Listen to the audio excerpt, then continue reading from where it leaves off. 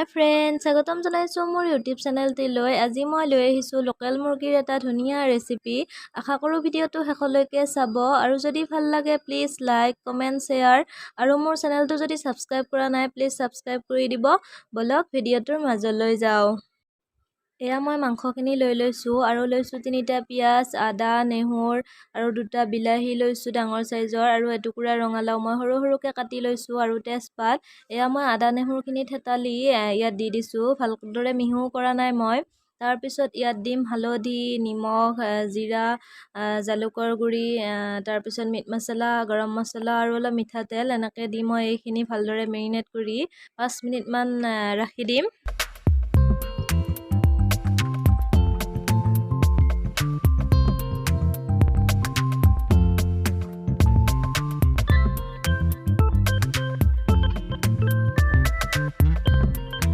এতিয়া মই গৰম কেৰাহীখনত মিঠাতেল দি দিছোঁ। মই তেল বেছি ব্যৱহাৰ কৰা নাই আৰু ইয়াত দিছোঁ শুকান জলকীয়া, ডালচেনি, ইলাইচি আৰু লং। জলকীয়া আপোনালোকে বেছিকৈ দিব পাৰে, আমাৰ বাবুৰ কাৰণে মই বেছিকৈ নিদিওঁ, বেছি দিলে মানে বেছি ভাল লাগে। আৰু এতিয়া মই পিঁয়াজখিনি দি এইখিনি মই অলপ সময় ভাজি ল'ম, গোটেই ৰঙচুৱাও নকৰোঁ। তাৰপিছত ইয়াত মেৰিনেট কৰি থোৱা মাংসখিনি দি দিম। মাংসখিনি দিয়াৰ পিছত কিছু সময় মই গেছটো মিডিয়াম টু হাই কৰি ভাজি ল'ম, যেতিয়ালৈকে মাংসৰ পৰা তেলটোৱে এৰা নিদিয়ে। এয়া মই ভাজি আছোঁ, মাজতে অলপ ঢাকনিও লগাই দিছিলোঁ বাৰু, দেখুৱাব নহ'ল। এইখিনি ভালদৰে ভাজ খোৱাৰ পিছতহে মই ইয়াত বিলাহী আৰু ৰঙালাওখিনি এড কৰি দিম। আৰু আজি মই মাংসখিনিত আলু একেবাৰেই ব্যৱহাৰ নকৰোঁ, ৰঙালাও অলপ কাটি লৈছোঁ, দেখিছে আপোনালোকে। এয়া এইখিনি কাটি লৈছোঁ মই, বিলাহীটো এনেকৈ কাটি লৈছোঁ। এয়া মাংসখিনি চাওকচোন, ভাজা ইমান ধুনীয়াকৈ লাগিছে। এতিয়া ইয়াত দিব পৰা হৈ যাব।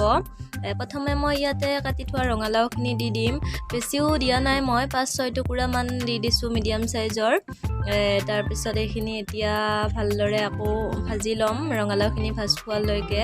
তাৰপিছত মই বিলাহীটো এড কৰিম।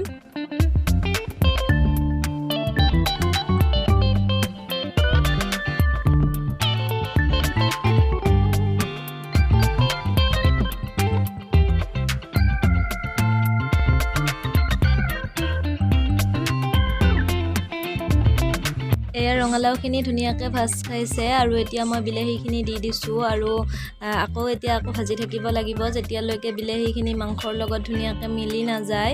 চাই যাব আপোনালোকে ভিডিঅ'টো।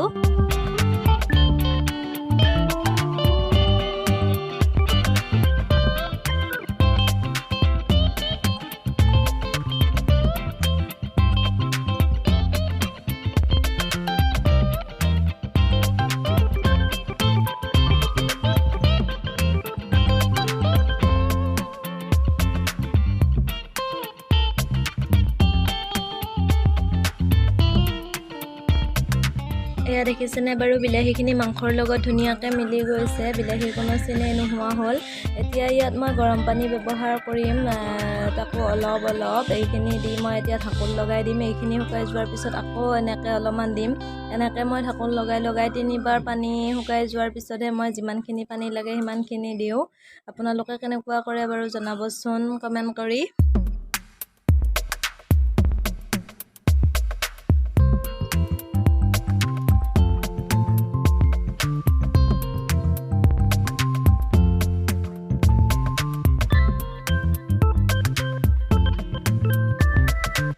এতিয়া ইয়াত মই শেষৰবাৰৰ কাৰণে পানী দিছোঁ।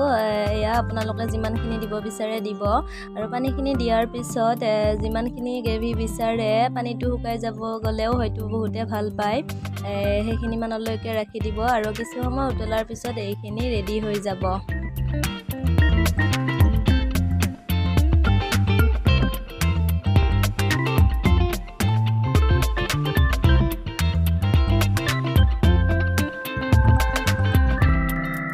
এয়া ৰেডি হৈ গ'ল, ভাতৰ লগত বা ৰুটিৰ লগত পৰিৱেশন কৰক, সঁচাকৈয়ে খাবলৈ কিন্তু বহুত সোৱাদ লগা হৈছিল।